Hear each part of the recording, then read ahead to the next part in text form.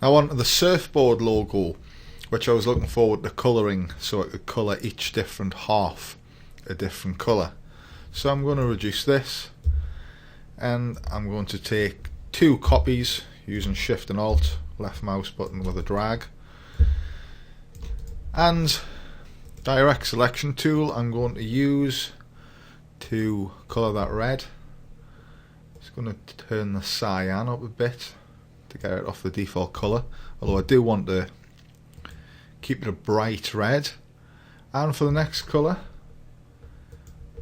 we'll use a yellow. See how that looks.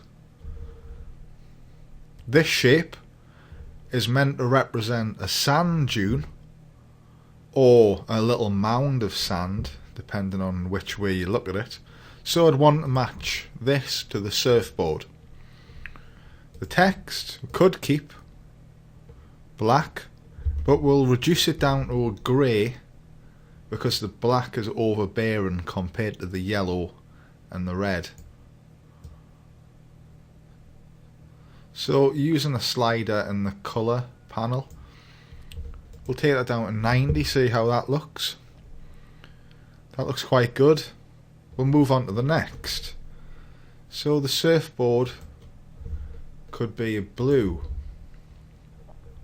So we'll move magenta up in the colour panel, moving the slider. Then we'll click the other half of the surfboard and we'll select a lighter blue from the swatches as a starting point to start using the sliders again. And taking that down to 54, find that looks quite good. Now I'm keen to keep the shape close to the colour of sand, so I'm going to bring that down there, that slider down to that point, and I get that. It's almost like a skin colour. Let's make that a little bit more yellow, a bit more magenta rather, and then we'll do that. See how that looks? And we could colour all the text, the blue also, and the one. Need the direct selection tool there. Use the eyedropper tool to match the blue of the surfboard, and we have that. For the third, I'm going to try red again for both halves. I'm going to try an orangey colour,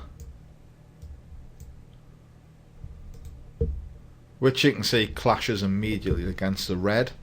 So I'm going to stick to the black, and I'm going to keep it at 100% black too.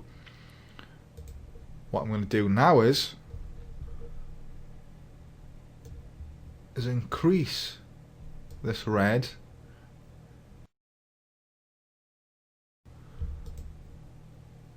and this almost gives the impression that the other half of the board is in shadows because of its contours.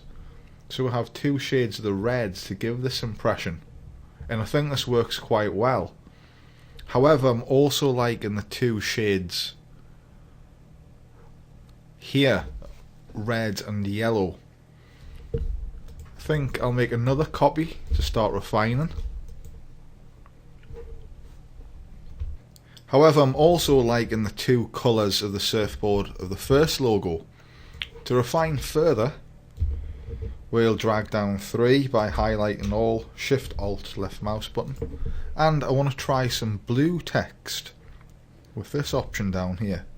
So selecting the 1 with the direct selection tool and then selecting the rest of the text with Shift held down, we have all of those isolated, and we can now click a blue in the swatches and start manipulating that blue in the colour panel with the sliders.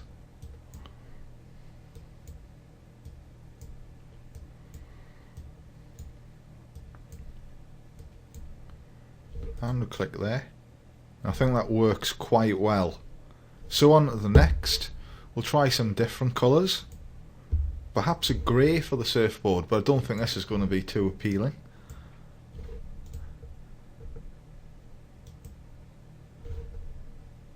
And we'll change the sand to a different colour just for variation.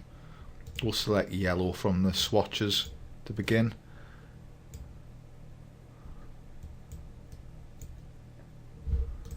And perhaps we'll use that same blue that we've used over here. So we'll use the eyedropper to sample that, see how that looks. And we'll use a different shade of grey. So we'll bring down the cyan with a slider in the colours panel. You'll see how that looks. That looks quite good, but it looks rather dull on the surfboard. Let's try something else. We'll try yellow for the surfboard. A bright yellow. And a bit of a darker yellow for the other side. So we're going on the same principle of the shadowing for the contours of the board. And we'll chance leaving the sand dune or the mound black as we have in the logo above. I think this looks good too. However, looking at all logos, I think I'm settled on this one to send to the client.